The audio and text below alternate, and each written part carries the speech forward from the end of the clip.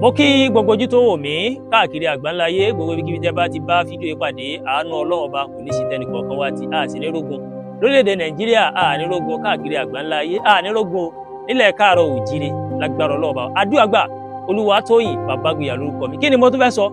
Ó ní wípé àwa kan máa ń sọ pé àwọn tí ń bọ Èṣù, tá ń bọ Ṣàngó, tá ń bọ Ọ̀ṣun, Ọlọ́run kan náà sìn. Rárá, kò rí bẹ́ẹ̀. Ṣé ń gbọ́ mi? Kò rí bẹ́ẹ̀. Mùsùlùmí lèmi o. Àwọn tẹ́ ẹni wọ́n ń sin omi, wọ́n ṣe kíní yẹn, wọ́n á rí wọn gẹ́gẹ́ bí, torí pé àwọn ẹni yẹn, àwọn ni a pè wọ́n ní àwọn bóyá bí òjíṣẹ́. Báwa náà ṣe ní ànábì Isa, ànábì Musa, ànábì Daud, ànábì Yakub àti bẹ́ẹ̀ bẹ́ẹ̀ lọ. Ta ni wọ́n ní Islam, ta ni Gabriel, ta ni David, ta ni Sakaraya àti bẹ́ẹ̀ bẹ́ẹ̀ lọ nínú ẹ̀sìn Kristẹni.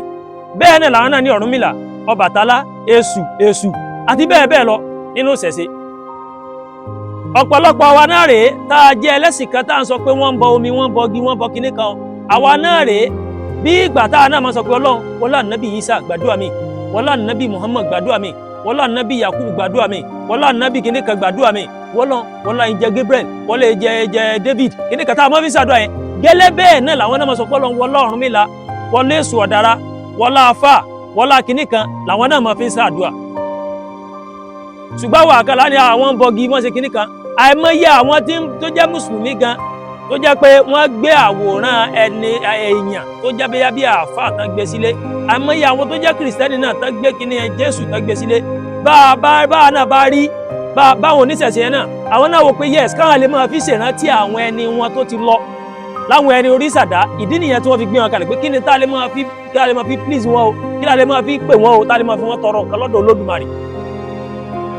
Báwa mùsùlùmí ṣe ń pe Allah, làwọn kìrìsìtẹ́nì ń pe Ọlọ́run, làwọn oníṣẹ̀ṣe ń pe Olódùmarè. Ìtumọ̀ ni pé Ọlọ́run ọba kan náà ni. Wọ́n wá rí àwọn Ọ̀rúnmìlà, wọ́n rí wọn Ọ̀rúnmìlà ní Ọbàtálá ní Ṣàngó ní Ọya ní kíní, wọ́n ní wọn gẹ́gẹ́ bí òjíṣẹ́ ẹni tọ́lọ́run rán. Ìta ń gbìyànjú àṣọ ni pé ẹ fi oníkálukú lọ́rùn lẹ̀ kó kálukú gba tó bá gbàgbọ́ kó gbàgbọ́, ẹjá fi ẹ̀sìn ìjà ẹ̀sìn ẹjá fi sílẹ̀. Ẹjá gbájúmọ̀ tó kàn wá kàn, ebi ń paráàlú. Mo fẹ́ràn àfà kó lébi ń paráàlú, ebi ń paráàlú lóòótọ́, in tó kàn wá kù kọ́ nìyẹn ká máa jàjẹ́ ẹ̀sìn. Ìwọ tó bá wọ pé yes kó máa bú ẹ̀sìn kan kó fi lè máa gbowó Facebook ló bá ń gbìyànjú ẹ̀, ó lè padà last. Ẹnìkan sọ fún mi pé èmi náà fẹ́ trendy, ẹ lọ wo orí page mi. Àìsáyè bíi ti tẹ́lẹ̀ máa ní ọwọ́ mi ti dí gan, Ìlọrin mo wà báyìí. Mo wá fún documentary Ìlọrin ni. Tẹ́lẹ̀ tí n bá post news, kí n kàròyìn ni mo gùdù lé lórí tí n bá ka news. Láàrin bóyá bí 1 hour, ó lè jẹ́yàn 10,000, 15,000, 30,000 ni wọ́n ti wà, àwọn tó bá mọ̀ mi wọ́n jẹ́rìí sí. Ẹnìkan wọ́n sọ fún mi pé mi fẹ́ trend. Mi trend mo ní 31,000 plus followers. Mi trend, lọ wo post mi bóyá mo jẹ́ blogger. Ṣùgbọ́n mo rí wípé yes, a ti ń dákẹ́. Èmi ò ní support ẹni kankan. Mi support Mùsùlùmí, mi support Kristẹni, mi support oníṣẹ̀ṣe. Ẹ jẹ́ gbogbo kájọ kóra àjọ pọ̀, kájọ máa fìfẹ́, kájọ máa fi ṣe gbogbo tá a bá ń ṣe. Èmi ò sọ pé ẹ̀sìn kan dẹ̀ ẹ̀sìn kò dá, gbogbo ẹ̀sìn ló dá lọ́dọ̀ tèmi, gbogbo ẹ̀sìn òun ló dá. Kọ́lọ́ ọba Elédùmarè kó má jẹ́ arógun, kó sì bá wa tún orílẹ̀-èdè Nàìjíríà kó bá wa tún ṣe.